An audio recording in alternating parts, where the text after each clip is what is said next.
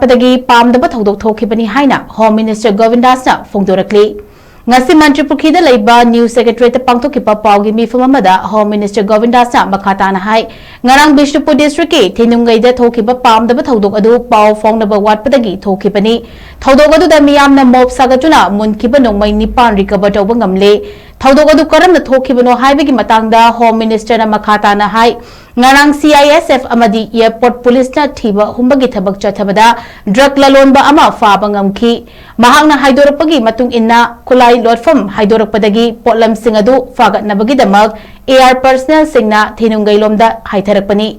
makhoi marakta chandeldagi naga furuki personnel ama yauki amadi personnel sing adu civil dress oibada natana kulai loinabana maram oiraga kuki yaure haina social media da video namduna thadorakpadagi Pamdaba Thoudok adu tonga na maram oiraga thokhibani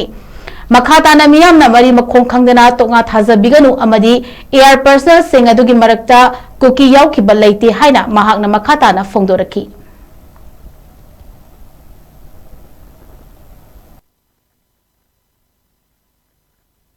nupi sina law basida mayam si hobji lag gari si nungna thar matung sida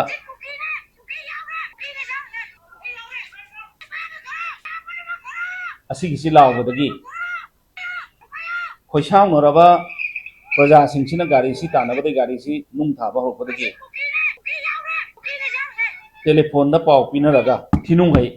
ningthokong dagi gari si lanthokra matung da thinung hai sida mayam sina thatlaga haibadi kuki masa yaura haba paw si akoi aranwa mana maram oiraga haijaba tare ko khitang khanda hogdabaduna maram oira haraga thinung ai sida prajana thatlaga akoi singsi kanano na koi haiba kanda akoi gi manungda Assam Rifles oibane makoi si ki boi thangboy akoi si Assam Rifles ne haira kanda aduda kuki ama yaure haibagi wakalon sida mayam sina ana violent oiba maungda makoida attack torpa matamda manungda kulai khara su yarami kulai khara yawba asina maram oiraga amuke hena prajada singna hanba ama pokuduna maram oiraga Thoudok asi gari du mai thare gari makoi gi laminaba gari ama makoi dagi kulai mundre makoi su yam thina pura kanda commando singna makoi rescue tawi du prajana so muk makoi mi ama su mu rescue tawi koi praja khungang adugi praja singda loinana koi gi kanggu amana group amana haron group amana koi local gi oiba na haron group amana muk makoi si rescue tawon ado aina mayam da thamjani sidi akoi hekta yamna nungai taba laibak thiba Thoudok ama tho matungda tang taret tugi afternoon maktada akoi all party gi meet ama honorable chief minister gi lising makada akoi phamjabani adu ki hek followed by security akoi gi lejariba state ki security singi oiba akoi meeting ama mu phamjara kanda akoi threat bear Thoudok sigi matangda athu matamda akoi thigatpa